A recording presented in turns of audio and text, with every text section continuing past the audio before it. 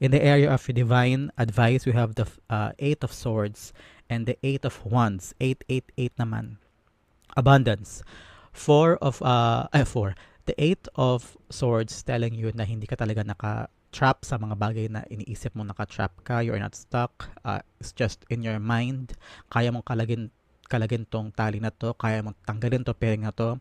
The swords are far enough for you para hindi ka masaktan. So you just have to be your mindset shift so that things will come to you very easily so you can move forward. So makikita mo yung mga blessings na paparating sa iyo if you have that mindset shift or personality shift kung saan you have trust in yourself more and you have that ability to accept that you have the talent, you have the power, you are worthy to do whatever you want to do. So darating ang mga biyaya kung you'll be able to what do you call this? You'll be able to really have that confidence and be bold sa mga